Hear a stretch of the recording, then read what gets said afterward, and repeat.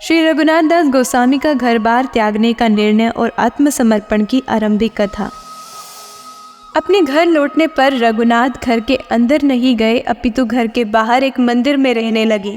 इससे पहले श्री चैतन्य महाप्रभु के आदेश अनुसार उन्होंने सामान्य व्यक्तियों के जैसा जीवन जीने का नाटक किया था, लेकिन अब नित्यानंद प्रभु की कृपा पाकर वह भगवान के आनंद में मग्न हो गए और अपने आप पर नियंत्रण नहीं रख सके। उनके पिता गोवर्धन ने विशेष रूप से रघुनाथ पर नजर रखने के लिए पहरेदारों के एक बड़े समूह को नियुक्त किया। विलाप करते हुए उनकी मां ने सुझाव दिया कि शायद उन्हें रस्सी से एक खंबे से बांध दिया जाना चाहिए।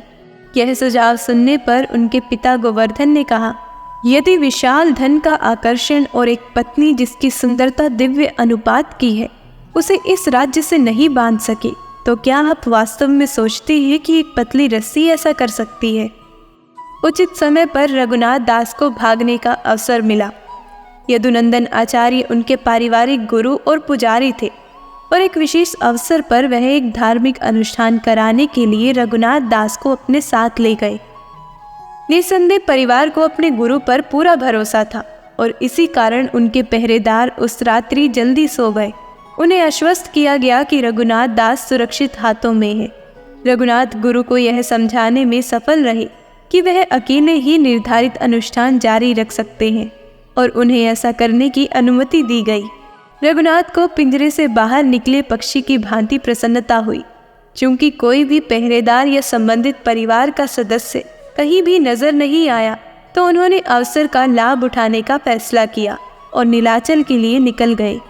वह नियमित मार्ग से नहीं गए क्योंकि उन्हें डर था कि उनके पिता के घुड़सवार उनका पीछा करेंगे और उन्हें पकड़ लेंगे। वह जंगली जानवरों, झाड़ियों, कांटों और डाकुओं की परवाह किए बिना जंगलों में घूमते रहे।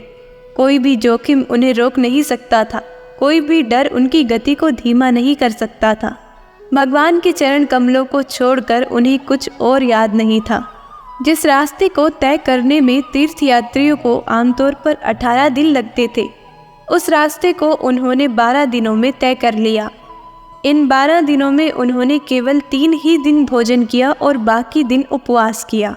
उनका शरीर तो उपवास कर रहा था, लेकिन आत्मा श्री चैतन्य महाप्रभु से मिलने की संभावना की खुशी का आनंद ले रही थी। ऐसी और आध्यात्मिक वीडियो देखने के लिए हमारे चैनल को सब्सक्राइब करें और नई वीडियो सबसे पहले देखने के लिए नोटिफिकेशन बेल दबाएं। राधे राधे।